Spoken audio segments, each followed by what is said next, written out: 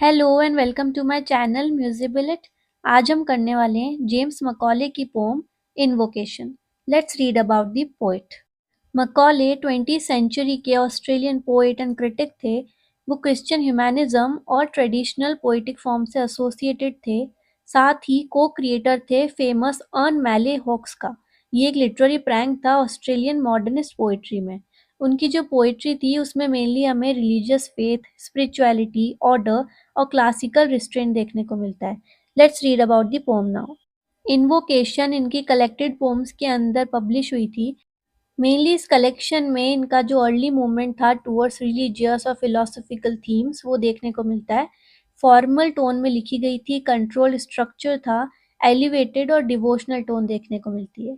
Let's read the pome now. Radiant muse, my childhood's nurse, who gave my wandering mouth to taste the fragrant honeycomb of verse। अब यहाँ poet muse को address करते हुए बोलते हैं। यहाँ पे जो म्यूज है उसका मतलब है ग्रीक गॉडेस जो कि पोइट्री के लिए और जो डिवाइन इंस्पिरेशन है उसके लिए जानी जाती है। यहाँ उस म्यूज को रेडियंट कह के बुलाया गया, एक तरीके से पर्सोनिफाई किया गया उसकी जो क्वालिटीज है उसको। तो जो ये रेडियंट म्यूज है वो इनकी चाइल्डहुड नर्स थी, यानी कि जो इनका चाइल्डहुड था उसके अंदर ये म्यूज उन्हें इंट्रोड्यूस हुई थी। तो हम कह सकते हैं कि जो पोइट्री है या उनका जो लव है पोइट्री के लिए वो चाइल्डहुड से ही शुरू हो गया था। अब ये जो म्यूज है इसी की वजह से इन्हें टेस्ट करने को मिला। इनका जो वंडरिंग माउथ था, यानी जो इनोसेंट क्यूरियस माउथ से आप कह सकते हो कि जो भी इनकी डिजायर्स थी वो म्यूज के थ्रू ही पूरी हुई। The fragrant Honey comb of words. Words का मतलब भी पोइट्री है और हनी कोम्ब से यहाँ पे मतलब है कि कोई नेचुरल स्वीट चीज। अब ये जो स्वीटनेस है, रिचनेस है उनकी पोइट्री के अंदर, वो कहाँ से आई है कि उनकी जो नॉलेज थी म्यूज को लेके, जो लव था पोइट्री को लेके, वहां से। तो अब यहाँ पे कुल मिला के इन 3 लाइन के अंदर म्यूज के बारे में बताया है कि म्यूज को एक तरीके से पर्सोनिफाई किया है, उन्हें नर्स की तरह बताया है जो कि चाइल्डहुड से ही उनको टेस्ट करवाती आ रही है क्या, जो रिचनेस है, स्वीटनेस है पोइट्री की वो। And later smilingly embraced my boyhood, ripening its crude, harsh vigor in your solitude। अब यहाँ म्यूज ने सिर्फ इनका चाइल्डहुड के अंदर ही सपोर्ट नहीं किया बल्कि इनके बॉयहुड में, यानी कि जो आगे का स्टेज होता है उसमें भी इनका पूरा साथ दिया। स्माइलिंगली इम्ब्रेस्ड का मतलब है कि प्योरली काइंडनेस के साथ, अप्रूवल के साथ उनको एक्सेप्ट किया है। अब जो ये बॉयहुड है इसके बाद उनका जो फेज है वो पूरी तरह चेंज हो गया। जो इनोसेंस, क्यूरियोसिटी उनमें थी अब वो किस में चेंज हो गई है, क्रूडनेस में। क्रूडनेस का मतलब है कि इमेच्योरिटी, रॉनेस और एक जो अलग एनर्जी रहती है इंसान के अंदर, वो ये बॉयहुड में वो फेस कर रहे थे। तो अब वो चाहते थे कि इस म्यूज के थ्रू वो क्या कंट्रोल में कर सके, अपनी जो इमेच्योरिटी है उसको रिफाइन कर सके। तभी इस लाइन में लिखा है harsh vigour in your solitude.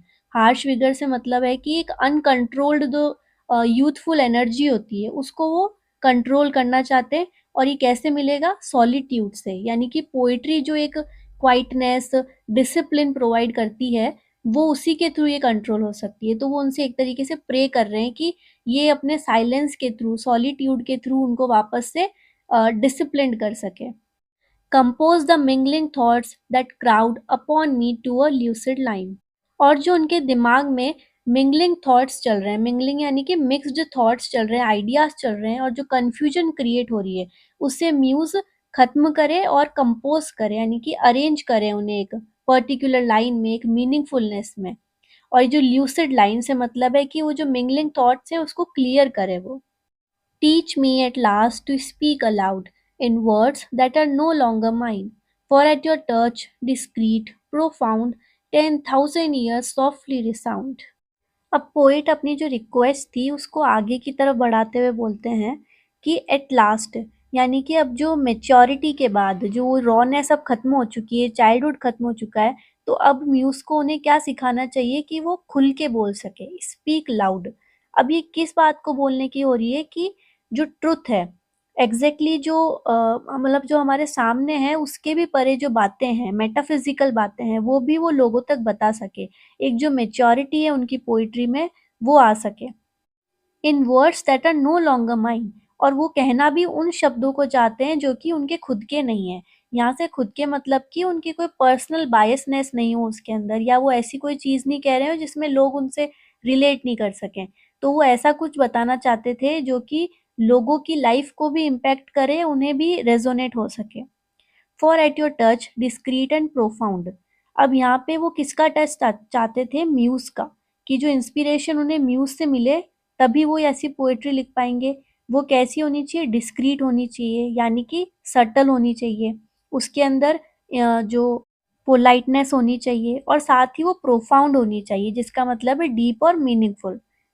अब ये सब चीज़ें ये अपनी पोएट्री में क्यों चाहते थे? ताकि वो 10,000 ईयर्स सॉफ्टली रिसाउंड, यानी कि आज से 10,000 साल पहले भी अगर कोई उस पोएट्री को सुनेगा तो वो मेरी लाइन्स है, मेरी जो पोएट्री है उससे इंस्पायर हो सकेगा, उनको एक तरीके से वापस से वो उस पूरे ट्रेडिशन को बता सकेंगे।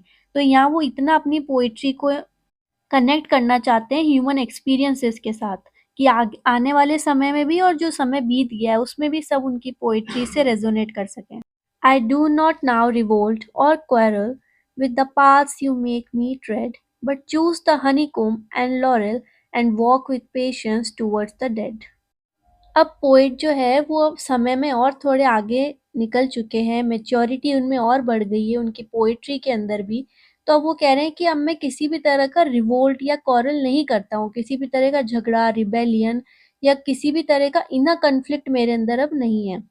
मैं किस पे विश्वास करने लगा हूँ? जो म्यूज़ है, तुम्हारे दिखाए हुए रास्तों पे, जिस रास्ते पे तुम मुझे देखना चाहती हो चलते हुए, जो जर्नी तुम सोचती हो मेरी होनी चाहिए, मैं उसी पे अब चलना चाहता हूँ, और पूरी तरीके से एक्सेप्ट कर ली उन्होंने अपनी डेस्टिनी को।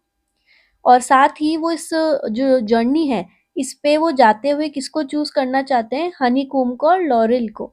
तो हनीकॉम्ब से यहाँ मतलब है कि जो पोएट्री की स्वीटनेस है, जो शुरुआत में बात हुई थी, उसको वो चूज़ करते हैं, और साथ में लॉरेल को। लॉरेल का मतलब है कि एक तरह की एक तरह से अचीवमेंट है, कि जो पोएट्स रहते थे पहले के टाइम में, उन्हें ये लीफ के थ्रू एक हार के जैसा पहनाया जाता था उनकी रिस्पेक्ट के अंदर, और उन्हें ऑनर करने के लिए। तो एक तरीके से वो देख रहे हैं कि मेरी पोएट्री में जब स्वीटनेस आ जाएगी और जब मैं उसे एक्सेप्ट कर लूँगा, तो मुझे भी वो जो पोएटिक अचीवमेंट है, ऑनर है, वो अपने आप मिल जाएगा। एंड वॉक विथ पेशेंस, और जब मैं अपनी डेथ की तरफ भी जा रहा हूँगा, तब भी मेरे अंदर क्या होगा? पेशेंस होगा। यानी कि अब उनमें एक जो वो पेशेंस था, मैच्योरिटी थी, एक्सेप्टेंस था, वो आ चुका है। Expecting where my rest stayed, a welcome in that windless shade. अब जो स्टोरी उनके चाइल्डहुड से शुरू हुई थी, साथ ही बॉयहुड और फिर एडल्टहुड और मैच्योरिटी की तरफ गई, अब वो फाइनली उनके एंड की तरफ जा रही है, जहाँ पे वो कह रहे हैं कि लास्ट में उन्होंने अब एक्सपेक्ट कर लिया है, और जो रेस्ट, यानी कि अब जो फाइनल वो कामनेस है, वो उन्हें मिल चुकी है। और वो कामनेस का मतलब है कि, और स्टेट से मतलब है डेस्टिन्ड, कि वो जो कामनेस है, रेस्ट है, वो डेस्टिन्ड है, वो एक ना एक दिन आएगा ही। तो अब उन्होंने वो एक्सेप्ट कर लिया है बिना ही किसी एंजाइटी के। A welcome in that windless shade, windless से मतलब है कि जहाँ पे कुछ हवा नहीं चल रही है, ऐसा एक शेड के अंदर उनका वेलकम होगा। तो ये विंडलेस शेड अपन दो चीज़ें मान सकते हैं। एक तो कि ये पोएट्री या फिर म्यूज़ के लिए ही बोला गया है, कि म्यूज़ के अंदर जो उन्हें कामनेस और जो पीस मिली थी, वो उनका हमेशा वेलकम करती रहेगी। और साथ ही जो बाद का रेल्म है, यानी डेथ के बाद का रेल्म है, वो उन्हें डराएगा नहीं। यहाँ पे डेथ को एक तरीके से हम मान सकते हैं ट्रेजिक ना बता के डिग्निफाइड वे के अंदर शो किया गया है। और लास्ट में जब वो साइलेंस की तरफ, कामनेस की तरफ जाएँगे और पोएट्री म्यूज़ की तरफ बढ़ेंगे, तब वो हमेशा के लिए एक तरीके से आफ्टर लाइफ के बाद भी, यानी उनकी डेथ के बाद भी वो इमॉर्टल हो जाएँगे। जैसा कि हम देखते हैं कि जो फेमस पोएट्स होते हैं, वो कई बार अपनी डेथ के बाद जाके ज़्यादा फेमस होते हैं। तो यहाँ पे ये पोएम खत्म होती है। आपको कैसी लगी ज़रूर बताना, and if there is something I need to change in my interpretation, then please let me know. Thank you.